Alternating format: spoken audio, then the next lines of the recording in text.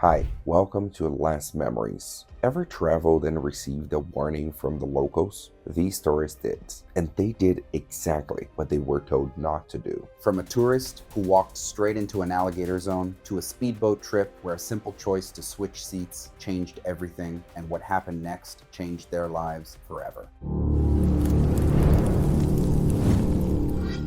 It was the night of August 23rd, 2022, at a resort in Florida. Warning signs were posted along the shoreline, but they were difficult to see in the darkness. Gary Stones was 38 years old, a civil engineer from Nottingham, England, a devoted husband and father who had left his wife and young son at home for one final week of adventure with three old friends. The men had known each other since childhood, and the trip was a chance to celebrate together, spending their days sightseeing and their evenings having dinner and drinks by the water. Gary had grown fascinated with the local wildlife, almost from the moment they landed, asking hotel staff endless questions about alligators, watching nature documentaries on his phone before bed, and hoping all week to catch a glimpse of one in the wild. By the final evening, he joked to his friends that they had walked past every warning sign in the resort but never once spotted a real gator. And that's what's actually scary when you think about it. Just because you don't see the danger doesn't mean it isn't there. Those warning signs are there for a reason, folks. So don't ignore them. That night, the group had dinner at the resort before heading to the bar. They had several drinks while celebrating their final night together. Gary drank more than usual, and by the time they left, he was already swaying on his feet. Just before 11 o'clock, the friends began walking back toward their rooms when Gary suddenly remembered that he had left his expensive camera on the gazebo where they had watched the sunset earlier. When they reached the resort, a staff member warned Gary that the gazebos were unlit and the shoreline was dangerous after dark, advising him to wait until morning when security could escort him. His friends agreed and urged him to leave the camera until then, especially since he had been drinking heavily. Gary refused, saying he did not trust the resort to leave his expensive camera unattended and insisted on getting it himself. His friends argued with him and tried to stop him, but Gary became irritated and walked back toward the shoreline alone. We have two bad ideas right there. First, Gary was already too drunk to be walking around alone. Second, he was heading toward a shoreline covered in alligator warning signs. Earlier that same day, resort workers had temporarily moved a rope barrier near one section of the path while repairing nearby equipment. The barrier had not yet been put back, leaving the area open to pedestrians that night. Gary found the camera where he had left it and started walking back toward the resort. As he passed the shoreline, he heard splashing among the reeds. Investigators believe Gary thought he had finally spotted an alligator, so instead of staying on the paved path, he stepped toward the muddy bank to get a closer look. The saturated ground gave way beneath his weight, sending him feet first down the slope toward the water. An alligator near the shoreline surged forward and clamped onto his lower right leg, causing severe damage and heavy bleeding. Gary tried to pull himself back up, but his alcohol-impaired coordination and the muddy slope made it difficult to escape. The alligator dragged him several feet into the shallow water before releasing him as he screamed for help. Guests nearby heard his cries and alerted resort staff, who called emergency service. Paramedics reached Gary within minutes and rushed him to a trauma center, where surgeons operated to control the bleeding and repair the damage to his leg. He received blood transfusions and was placed under intensive monitoring. Despite treatment, Gary remained critically ill. The blood loss had caused severe hemorrhagic shock, and his condition continued to deteriorate. He died the following afternoon. Investigators later reviewed security footage and discovered the missing rope barrier, prompting the resort to improve nighttime safety measures. Even so, officials concluded that alcohol impairment and leaving the marked walkway were the primary factors that placed Gary within striking distance of the alligator. He spent the whole week joking about never seeing an alligator. He finally saw one on his last night, but it was the last thing he ever saw. Gary's three friends were left to return home without him, while his wife and young son were notified of his death and later made arrangements to bring him home. For them, What had started as a final week of adventure with old friends ended with Gary never returning from the trip. The next story moves to Cancun, where a man climbed through a window head first because he had forgotten the engagement ring he was planning to give that evening. It was the 12th of May, 2015. In Cancun, Mexico, Elijah had brought an engagement ring with him, planning to propose to his girlfriend during their final evening. Elijah Collins, 30 years old, was a factory worker who lived in Denver, Colorado. He arrived in Cancun, Mexico, with his girlfriend and a small group of close friends to enjoy a beach vacation.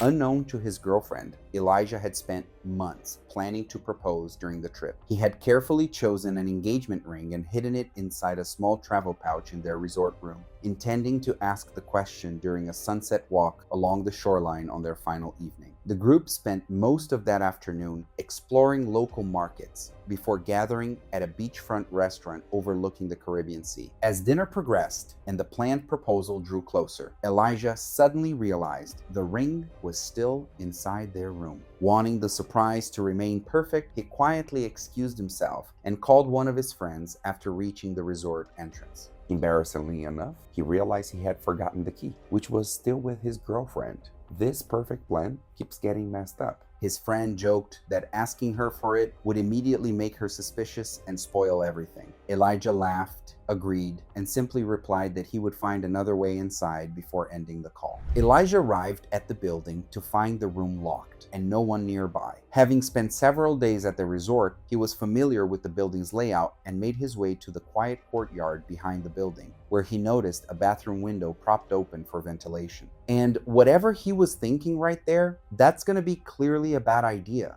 A maintenance employee saw him examining the window and warned him that the opening was too narrow for him to get through safely. Elijah stepped away when the worker approached, but waited until he had left before climbing onto the narrow exterior ledge and trying again. I just can't picture someone climbing on to a narrow ledge and thinking, yep, this is definitely a good idea. He pushed himself head first into the opening, and then it happened. His upper torso became wedged against the window frame, leaving his head and arms inside the bathroom while his lower body remained outside. With his body trapped at an awkward angle, he could not get enough leverage to pull himself back out. He struggled calmly at first, expecting to free himself quickly, but every movement drove him deeper into the gap. Unable to pull himself free, Elijah struggled to breathe as his chest remained compressed against the frame.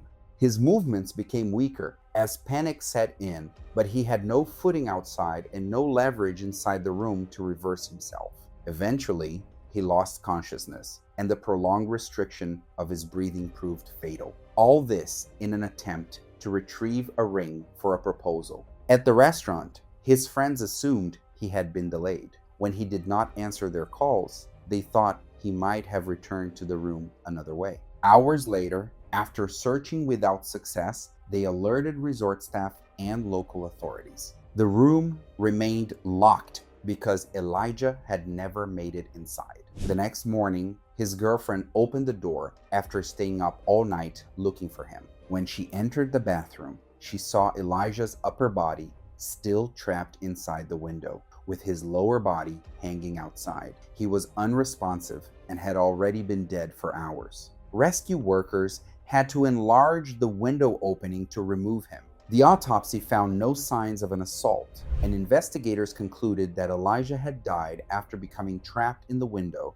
with the pressure on his chest restricting his breathing. He never got the chance to give his girlfriend the engagement ring. Elijah's girlfriend and friends were left to deal with the shock of his death, while the resort reviewed the incident and its safety procedures. The trip that was supposed to end with a proposal instead ended with Elijah never leaving the resort alive. Sometimes pride can make us ignore the simplest solution. Elijah had safer options, but he kept pushing his luck instead of just waiting until morning. The next story moves to Indonesia, where a woman on holiday between a work suspension and an uncertain future ran across a volcanic crater rim to reach a friend she hadn't seen since university. It was the 9th of July, 2014, and dawn was still breaking over the volcanic peaks of Indonesia, where thin trails of steam rose quietly from a crater that had drawn hikers for generations, the morning air carrying a stillness that would not last. Alessia Burns, 32 years old, was an accountant from Bolton, England, who worked for a telecommunications company and lived with her boyfriend and their 2 young children. She had been placed on a 2-week suspension after an internal investigation opened into irregularities in her department's financial records. Alessia maintained she had done nothing wrong, and with the case still unresolved, she used the unexpected time off to book a holiday, hoping to clear her head before returning home. With everything going on at work, a vacation was probably exactly what Alessia needed. She had always wanted to visit Indonesia's volcanic landscapes, and on her last day, she joined a guided hike to the summit of an active volcano. Before setting off, a local guide reminded everyone to stay on the marked paths because loose volcanic gravel near the crater rim could shift without warning. The climb was uneventful, and the group eventually reached the designated viewing areas. Alessia told a fellow tourist that she felt lighter than she had in weeks, and that for the first time since her suspension, work was no longer the only thing on her mind. As she looked around, she recognized a familiar face in another guided group nearby. It was Judy Evans, a close friend she had not seen since their university days. Alessia called out her name, and Judy recognized her and waved. Now, who wouldn't be excited to see an old friend? I get it. But no matter how excited we are, we still need to think carefully about the decisions we make, especially when it comes to our safety. And in the next part, that's exactly what Alicia failed to do. Alessia wanted to catch up with Judy before their groups moved on. She pointed toward a nearby section of the trail and gestured that she would meet Judy there, holding up one finger as if to say she would be there in a minute. Judy pointed toward a safer, marked route and motioned for Alessia to go that way instead. But Alessia noticed a shorter path along the crater side edge of the viewing area and pointed toward it. Judy immediately shook her head and waved her hands, signaling Alessia not to go that way. Alessia was already in a hurry and decided to take the shortcut anyway, so she rushed across the viewing area. A woman was standing ahead of her on the narrow mark, and instead of waiting, Alessia tried to squeeze past her along the unprotected crater side edge, where loose volcanic rock covered the steep slope leading into the crater. Her foot slipped on the loose ground, and without thinking, she grabbed out for something to hold on to, catching only the strap of the woman's bag before it slid out of her hand. Alessia had already lost her balance, and she fell nearly 500 feet down the steep inner wall of the volcano. Several hikers rushed to pull both women away from the edge as the guide radioed park authorities and instructed everyone to stay back from the unstable edge. The woman whose bag had been pulled away stood frozen in shock. Judy remained nearby, visibly distressed, as rescue teams arrived with ropes, helmets, and technical climbing equipment. All this happened in almost a split second. Nobody understood what had just happened. The loose volcanic rock repeatedly shifted beneath rescuers, and drifting volcanic gases forced several brief pauses before specialist climbers could safely descend. Several hours later, rescuers reached Alessia. She showed no signs of life. Examination at the scene found catastrophic blunt force injuries consistent with a high-energy fall, including severe head trauma, multiple fractures to the chest and pelvis, and extensive internal bleeding. Her body was secured in a rescue stretcher and carefully raised from the crater before being transported down the mountain. Authorities ruled Alessia's death an accidental fall and found no evidence of equipment failure or unusual volcanic activity. Back in England, Alessia's family was informed of her death and began making arrangements to bring her home. Judy remained at the site after the accident and later spoke with investigators about what she had seen, including Alessia's decision to take the shortcut despite her warning. The workplace investigation that had led to Alessia's suspension continued after her death. Investigators found no evidence that Alessia had been responsible for the financial irregularities, and the case against her was eventually closed without disciplinary action. What began as a temporary break from the uncertainty at work ended with Alessia never making it home to her family. Sometimes being in a hurry can make us ignore warnings we normally wouldn't. Alicia only wanted to reach her friend a little faster, but that shortcut ended up costing her everything. Alessia's mistake wasn't the last time a tourist would let excitement get in the way of good judgment. The next story takes us to New Zealand.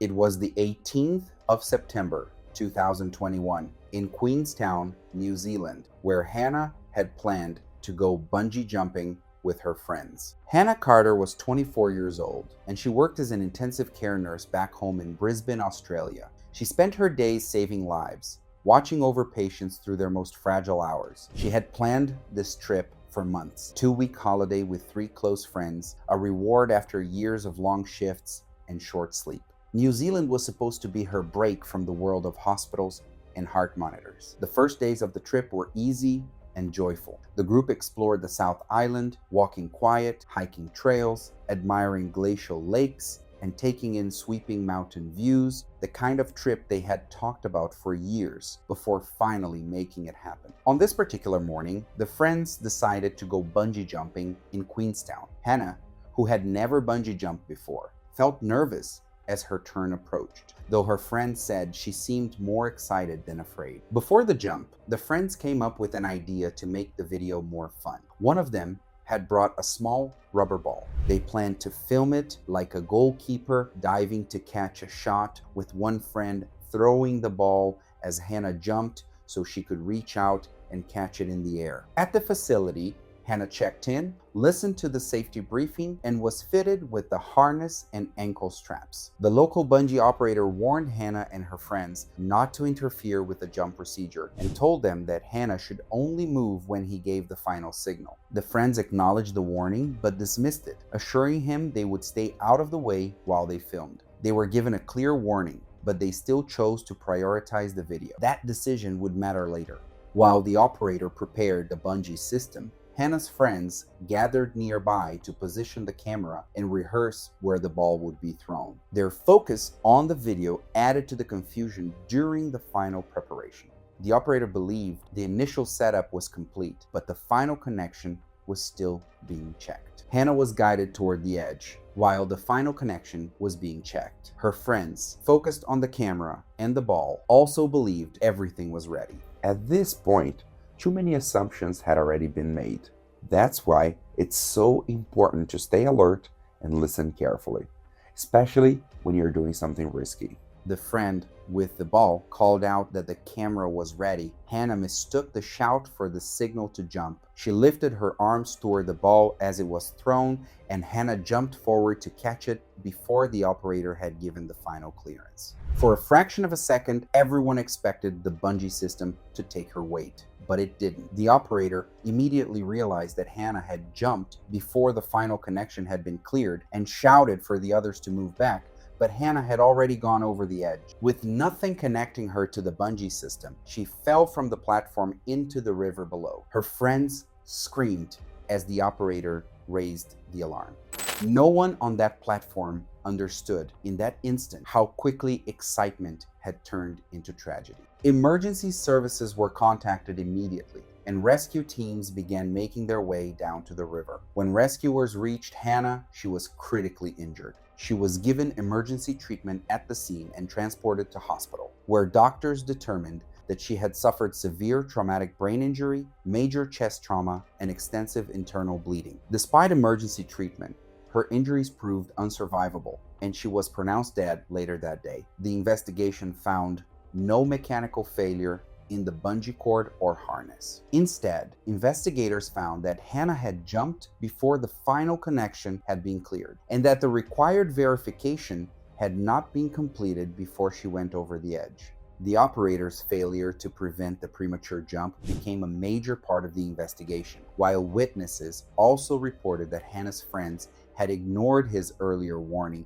and continued setting up their video. The operator and the company were held responsible for the safety failures, while Hannah's friends faced questioning over their role in the incident. In the months that followed, the facility introduced stricter procedures. Jumpers were required to remain in a controlled position until every connection had been checked and formally cleared, and no one was allowed near the edge until the system was fully secured. Remember, folks, when you're doing something risky, never assume everything is ready just because everyone else seems ready.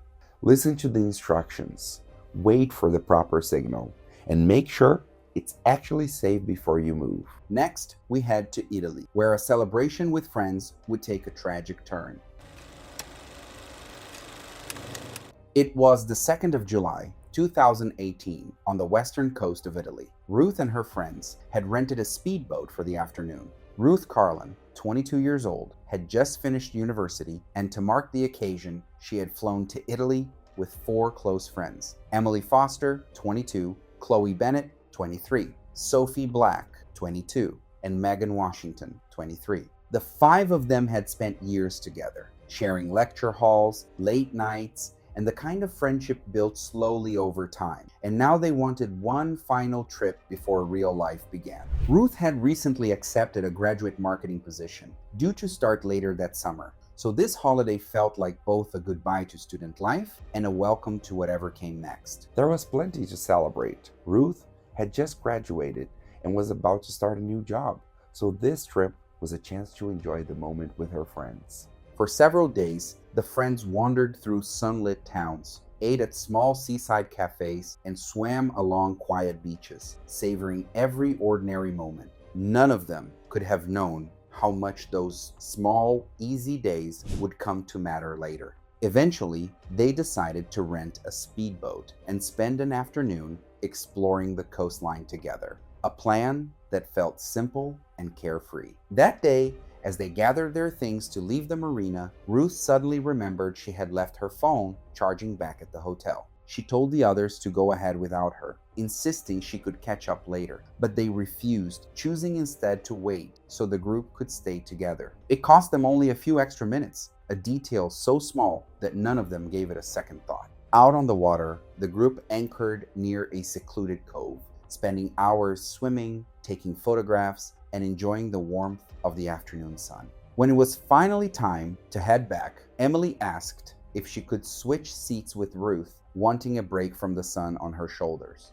Ruth agreed without hesitation, happily moving to a seat that offered a better view of the coastline for more pictures. It seemed like nothing more than a friendly, easy trade. As they made their way back, a local boat operator from another vessel called out to them as they passed, warning that the water ahead was becoming busy and telling their driver to slow down. Instead, another speedboat roared past at high speed, and their own driver pushed the throttle forward, seemingly determined to keep pace. At first, the passengers laughed, treating it as a bit of harmless excitement on a sunny afternoon.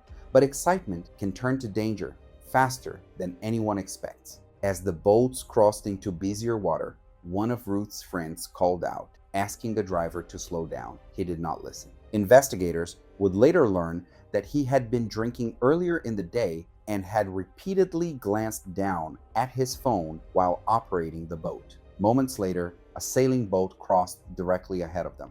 The driver reacted only at the very last second, wrenching the wheel in a desperate attempt to avoid disaster, but it was already too late. The speedboat collided with the sailing vessel, and the force of the impact threw several passengers into the water. Ruth, seated in the very spot she had taken only after switching places with Emily, was thrown overboard alongside their speedboat. In the chaos that followed, Ruth surfaced close to the stern of the speedboat. Before the operator could shut the engine down completely, the still turning propeller struck her, causing catastrophic injuries. Nearby boaters dove in immediately to help, while others radioed for the Coast Guard and emergency services. Sometimes, the difference between life and death is measured in seconds. Ruth was pulled from the water within minutes, already suffering severe traumatic injuries and major blood loss. Paramedics began emergency treatment on the scene before rushing her to shore, where medical teams continued fighting to save her. Despite their efforts, her injuries proved too severe, and she was pronounced dead a short time later. Italian authorities opened a criminal investigation into the speedboat operator on suspicion of operating the vessel while impaired by alcohol and using his phone while driving. Witness statements, phone records, and navigation data from the boat recording system all became central to building the case against him. For Ruth's family and friends, a joyful graduation trip turned into an unbearable tragedy, one that continues to serve as a quiet reminder that even the smallest choices, a borrowed seat, a few extra minutes, can shape the outcome of an entire life. Ruth was supposed to celebrate the end of a phase in her life, not the end of her life.